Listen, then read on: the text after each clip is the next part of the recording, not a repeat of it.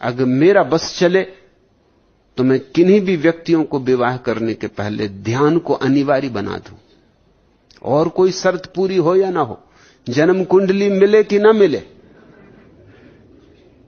क्योंकि जिससे तुम जन्म कुंडली मिलवाने जाते हो, कभी छुप के उसकी और उसकी पत्नी की हालत तो देखो। और इस देश में तो कम से कम सभी की जन्म कुंडलियां मिली हुई। जन्म कुंडलियां तो मिल जाती, वो तो ₹2 में कोई भी पंडित मिला देता। मगर जन्म कुंडलियां मिलने से क्या होता है? वह कोई अनिवार्य शर्त नहीं, ना ही और ऊपरी बातें अनिवार्य हैं। स्त्री सुशिक्षित हो, पुरुष सुशिक्षित हो, कुलीन घर से आते हों, ये सब बातें गौण हैं। मौलिक बात एक है कि दो विवाहित होने वाले व्यक्ति ध्यान की गहराइयों में गए हैं या नहीं। विवाह के पूर्व 1-2 वर्ष गहन ध्यान की प्रक्रिया से गुजरना जरूरी है। फिर इसके बाद विवाह भी एक अपूर्व अवसर बन जाएगा विकास का। ध्यान से प्रेम की संभावना प्रकट होती। ध्यान का दिया जलता है तो प्रेम का प्रकाश फैलता है।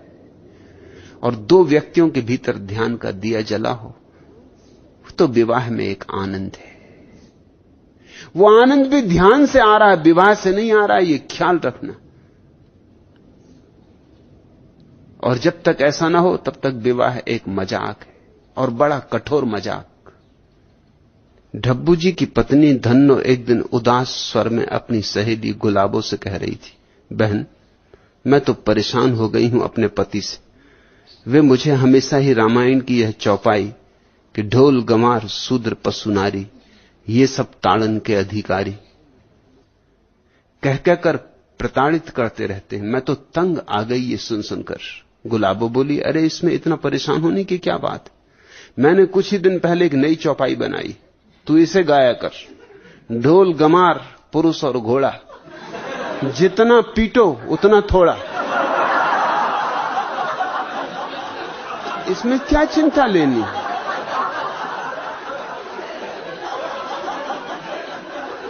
स्त्रियों को अपनी चौपाइयां बना लेनी चाहिए, अपने शास्त्र बनाओ। शास्त्रों पे किसी की बपौती है, किसी का ठेका है? चौपाई लिखने की कला कोई बाबा तुलसीदास पे खत्म हो गई? याद कर लो इस चौपाई को, ढोल गंवार पुरुष और घोड़ा, जितना पीटो उतना थोड़ा। आज इतना।